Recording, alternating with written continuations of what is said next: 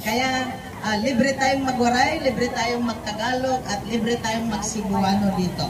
Magandang hapon, maayong hapon kanatong tanan, maupay nakulop haadon nga tanan. Nandito po kami upang ipamahagi ang salita ng Panginoon. Saka kasi sa sobrang kabisihan natin, minsan ay hindi tayo makakapasok ng church dahil natural mauna natin at inuuna natin ang hanap buhay. Iyon po ay natural occurrence sa mga tao at sa mga pamilya na nagsusumikap upang umunlad at makapag-aral ang kanilang mga anak. Kaya kami po ay ginawa naming madali para sa bawat isa. Kami po ang lumabas ng church to share the Word of God para po sa inyo. Sa hapong ito po, ibabahagi ko sa inyo ang ating mensahe na sa John 2. This is all about the wedding of Cana. Yun po ang aming mensahe din kanina doon sa church. So dito, is-emphasize lang natin, ating i-summarize, and buod lang natin dahil upang mas madali at mas maintindihan siguro. Pero mas ipalawak natin ang mensahe, siguro mas maintindihan. But because we are here in outdoor, we cannot stay long. Thank you so much for the people that allowed us to stand here and share our songs and even the message. Okay, thank you. Praise God. So dito, sabi dito sa istorya, ito ay nagkaroon ng kasalan doon sa Cana sa panahon ng ating Panginoong Jesus. Pero during the wedding, ang ating Panginoong Jesus ay inimbitahan at kinala niya doon sa kasalan ang kanyang mga disipulo. Pag sinabi natin mga disipulo, sila po ang sa Bisaya pa mga tinunan, mga gitudluan ni Ginoong Jesus, mga tinawag ni Ginoong Jesus. They were the first apostles, the 12 apostles na mga pinili ng Panginoon upang kanyang bahagian ng kanyang kapangyarihan at babahagian ng kaligtasan at binabahagian ng kanyang kalooban. At ngayon, silang 12, sila na din ang nagsishare para sa mga tao, especially during the time na umalis na si Panginoong Jesus. Siya kasi ay pinatay at siya ay inilibing at nabuhay ng mapuli at hindi na siya pwedeng mag-stay dito sa sanlibutan physically. Siya po ay bumalik na sa kanyang kaharian doon sa langit. Kasi siya po ay taga-langit, hindi po siya taga-rito. Pero kahit hindi siya taga-rito, masasabi natin na itong sanlibutan na to ay owned by our Lord Jesus Christ. Kaya kailangan po nating meron po tayong panahon, meron din po tayong puso na saan ating bigyang pugay, ating irespeto ang ating Panginoon mismo sa ating puso. Hindi na kailangan magpakita sa tao upang makita na tayo, we are mourning for the Lord. We are so sorry for the Lord. No, kailangan mo lang, hallelujah, na magkaroon ka ng pagsisisi sa puso. Magkaroon ka ng pagkilala sa ating Panginoon. Kasi siya po ang nagmamay-ari sa sanlibutan at siya din po ang nagmamay-ari sa ating mga buhay. Hallelujah! Kasi kung imaginin mo, pag sinabi natin na ang ating buhay ay bigay ng ating mga magulang, ang ating mga magulang magsasabi, ang buhay nila ay bigay ng kanila ding mga magulang. Hanggang sa uuwi tayo doon kay Adan, si Adan po ay ginawa mismo ng Panginoon. At si Adan at saka si Eva, ang first man and first woman, ay ginawa mismo sa kamay ng ating Panginoon. Kaya tayo po ay ginawa. We are the handicraft of our God. Hallelujah! So, balik po tayo sa ating mensahe. Ang kanyang mga disipulo ay hindi niya hiniwalay kahit pa doon sa wedding na kung saan sila ay naimbitahan. Pagdating doon sa wedding, naghahanap na at sila ay nagkaroon ng shortage of wine. Nagkaroon sila ng pagkakulang ng kanilang mga inumin.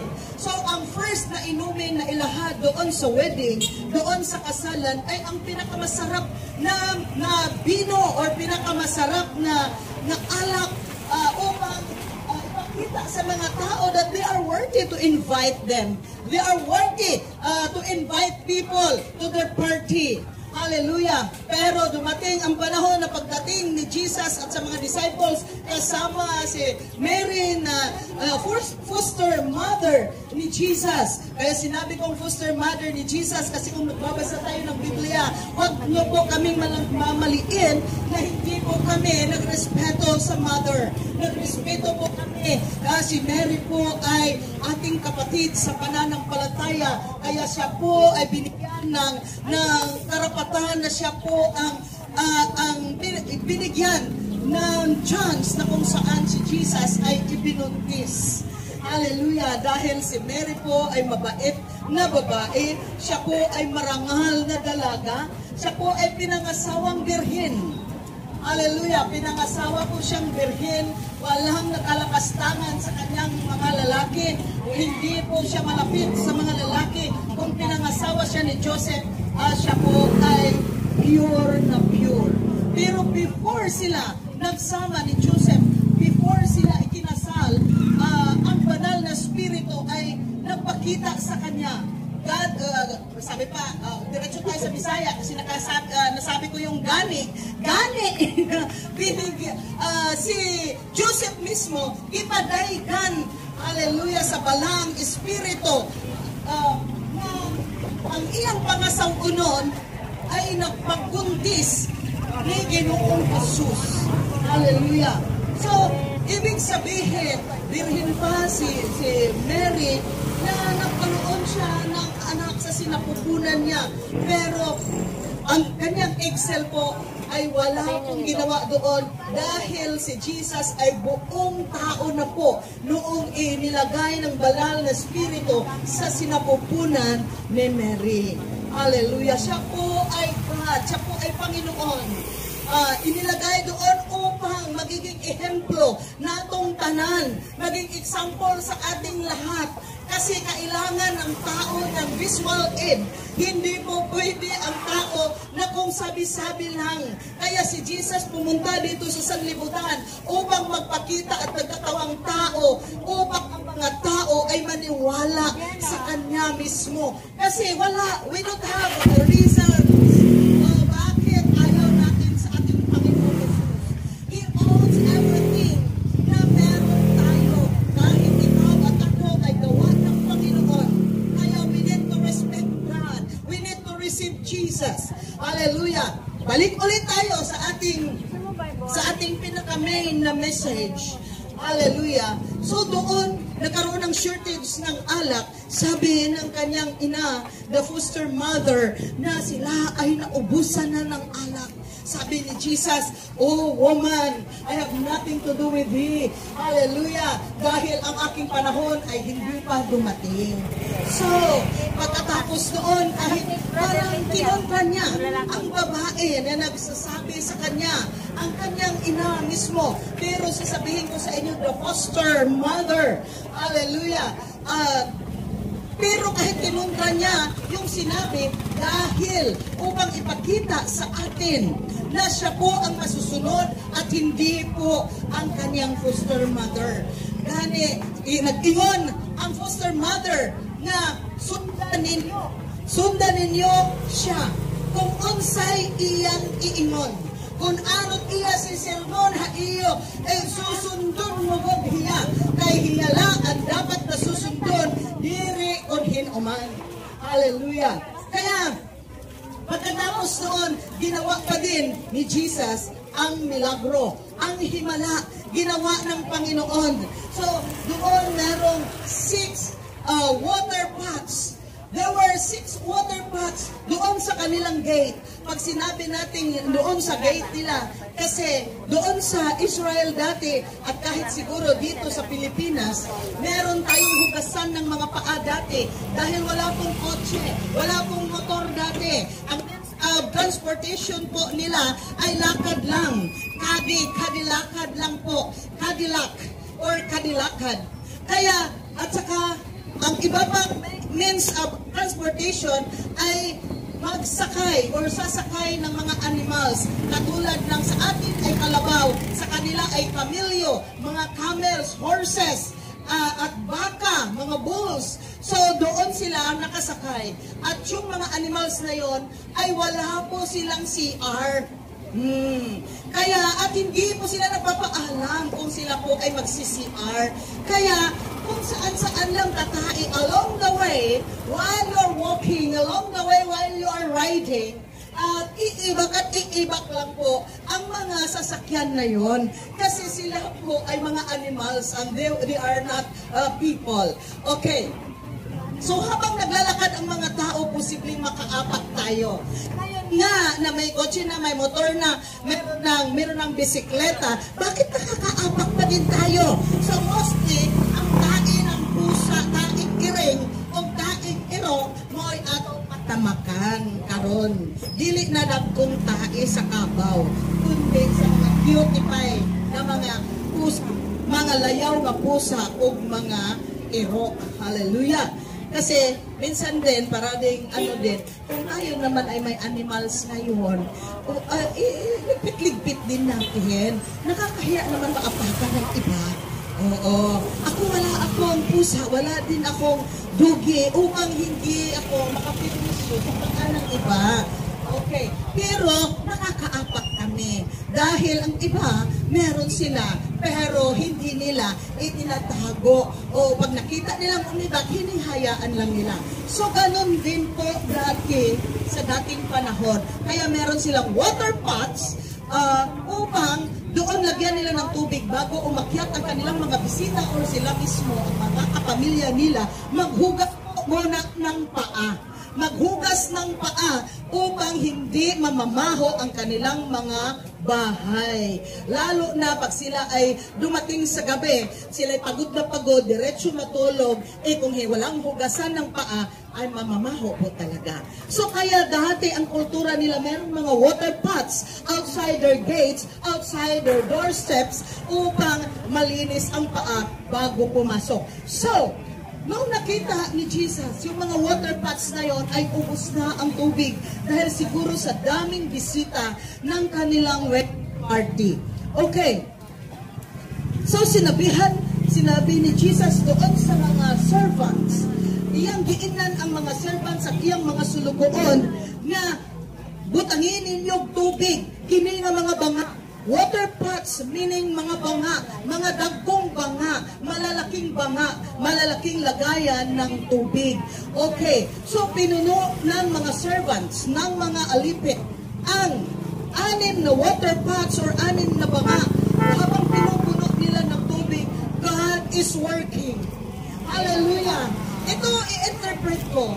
The water is just, the water ngayon, salita ng Panginoon ay ang salita ng Diyos. Ang tubig na binubuhos sa water pots ay katulad ng salita ng Diyos na aming binubuhos sa inyo sa pamagitan ng pag-share ng salita ng Diyos. Unti-unting pinupuno ang ating mga kaluluwa, ating mga puso ng salita ng Diyos. Kasi kailangan natin, we're just like empty pots, empty water pots, we're just like empty na mga banga, na we need water, we need God, we need the Word of God. Hallelujah! That's why God, inuudyukan po ang mga nagbabasa ng salita ng Panginoon, ang mga tao na mayroong relasyon sa Panginoon, inuudyukan po niya na humayo po kayo. Kung basahin nyo ang mga Biblia, merong mga Biblia palang pinamimigay, sana hindi kayo maubusan. At alam ko namang hindi masyadong desidido ang lahat sa Biblia, lalo na ngayon ay uso na hindi na ang papel. Pero kung ako sa inyo, mas maganda meron tayong papel, kasi kung mag-shutdown ang ating mga gadgets, wala po tayong mababasa. Okay. So habang binubuhos or habang sinishare ang salita ng Panginoon, pinupuno ang ating mga puso at isipan. Hallelujah! Katulad ng banga, pinupuno ng tubig. Katulad ng mga buhay natin, pinupuno ng salita ng Panginoon. Pero kung walang taong magsasalita, kung kung walang taong magsasabi. Kasi ang inutusan are the servants. They were the servants na inutusan ng Panginoon. Hindi po si Jesus mismo ang nagbuhos ng tubig, ang nag-igib ng tubig. Hindi po. Siya po ay nag-utos lang. Kasi alam ni Jesus, darating ang araw, hallelujah, na siya ay uuwi doon sa kanyang kaharian. At kung uuwi na siya, sinong kikilos dito? Kaya tinitrain niya ang mga servants, tinitrain niya ang mga disciples, tinitrain niya tayo. So hanggang ngayon, the training is still on. So patuloy ang training, patuloy tayong tinuturuan through the Word of God, through the servants of God, through those people that are diligent enough to share the gospel. Of course, like us. At saka marami pa naman dito na nagsishare ng Word of God. Please, lend us your ears. Keep an ear para marinig at mapakinggan natin ang salita ng Panginoon. Hindi lang kami ang nagpo-pour out ng salita ng Panginoon. Hindi lang po kami ang nagsishare ng Word of God. May marami pong nagsishare ng Word of God. Please, lend them your ears. Pahiram po natin paminsan-minsan ang ating mga tenga. Tayo po ay paminsan-minsan ay makinig. Kung ako talagang sasabihin ko talaga sa sarili ko, hindi po paminsan-minsan. We need God. You need God and I need God. We need God. Hallelujah. So, habang binubuhos ang tubig, God is working. So habang nakikinig ka dyan, God is working in your lives. God is working in your heart. Hallelujah. So pagkapuno ng tubig, those were waters na kung saan nila naigib. Pero habang ginagawa ng Panginoon, hallelujah, ng miracle, ng himala, yung tubig noong binigay doon sa MC, the MC of the party, noong kanyang tinikman, hindi po tubig ang kanilang nalasahan. Bagkos ito po ay napakasarap na wine, napakasarap na alak. Para sa mga Bisaya, perting lami ang bino. Siguro moratong iiskyo. Hallelujah. Hallelujah. Siguro perting lami ang bahalina. Basin og tulo na kabuhan nga gitago, nga gisigihag kuhag lawog, aron mahinong lami nga bahalina. Pero kadto, yun na tubig na yon ay walang time space, walang gap, walang oras na kung saan i-ferment. At ang tubig ay hindi po mag-ferment kasi wala po siyang alcohol content. Hallelujah! Pwede lang siyang matagpas sa Bisaya, malangog. Pwede hiya na mababong pagdating ng araw. Pero ang tubig na binuhos ng mga servants of God ay naging masarap na alak. So ganun din sa inyong mga buhay. Katagalan ninyong tanggap ng salita ng Panginoon. Katagalang basa. Katagalang samba. Katagalang pray. Hallelujah. You listen to the Word of God. While listening, God is working in your lives. Kahit sino ka, kahit ano pa, maganda, hindi maganda, pogi, hindi pogi, mabobo o matalino. Hallelujah! Heterogeneous people, welcome sa Panginoon dahil God is more than able to perform miracles in your lives. Hallelujah! Ang bubo pwedeng patalinuhin, ang pangit pwedeng pagwapuhin.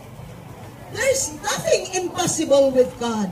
Amen. Ang mahirap pwedeng bigyan ng blessing upang maging mayaman. Hallelujah!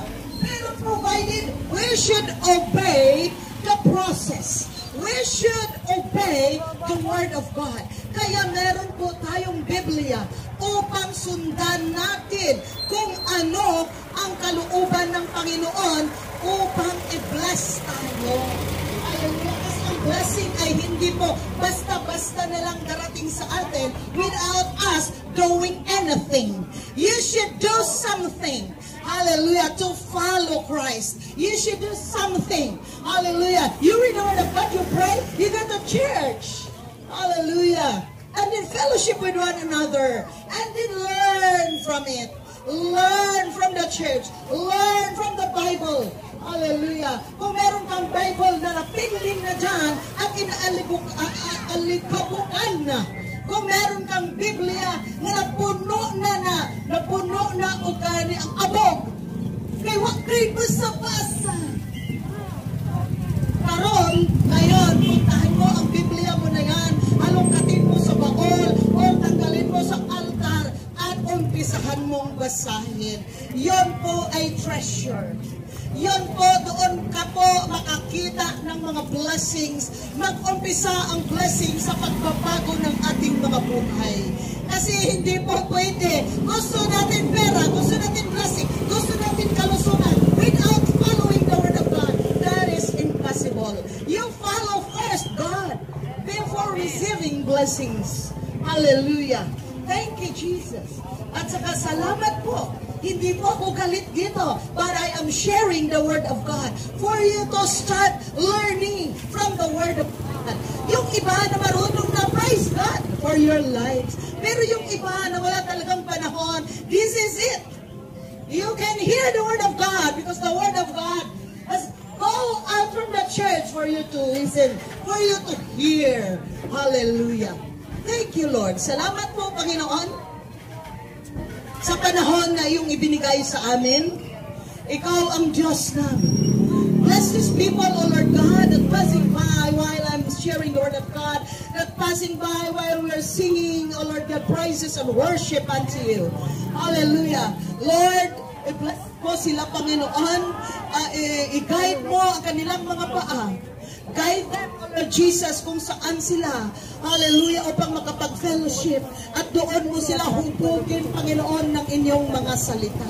Tulungan mo ang bawat isa. Kung meron mang may sakit at karamdaman ngayon, Panginoon, ikaw po ang magpagaling sa kanila, Panginoon. Ipuin niyo po, Panginoon, ang parte ng katawan nila na merong mga sakit at karamdaman, O God. In the name of Jesus. In the name of Jesus. I release healing in the name of Jesus. Hallelujah. Salamat po, Lord. Hallelujah. You perform miracles, O God. While I am sharing, while I am pouring out your word, while the servants pouring out the waters, O Lord Jesus, you perform miracles within the water. So, Lord God, while I am sharing the word of God, you are performing miracles, O Lord Jesus. Hallelujah. Before it drops to the heart of the people, O Lord God, miracles is happening, O Lord. Thank you, Jesus. Thank you, Lord. Amen and amen. Thank you for listening. Salamat po sa atin. Kami po ay hindi nanghihingi ng offering. Hallelujah. Kami po sa LC Fan Church, taga-Esperanza lang po kami.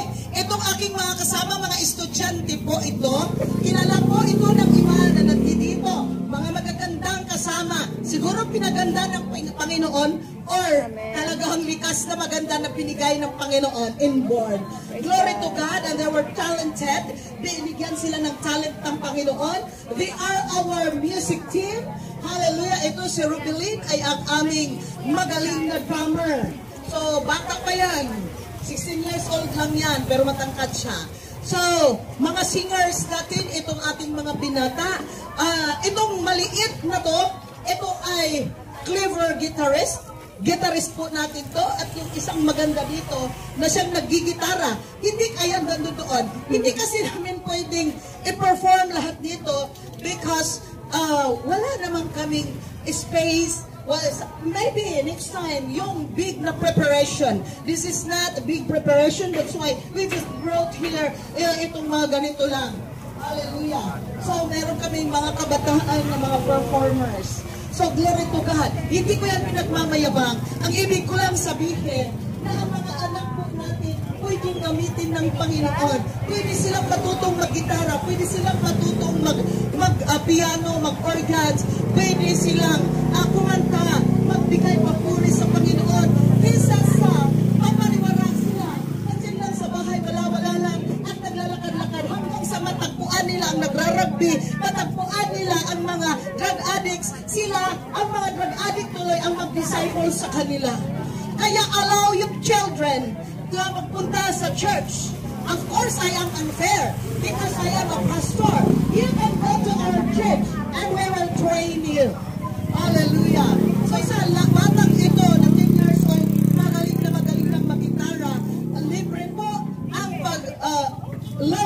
gitara, doon na sa mga faithful.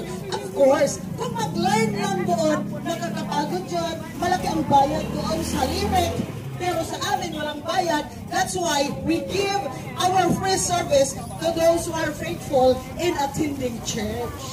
So yun lang po, ibibigay ko at ibabalik ko sa ating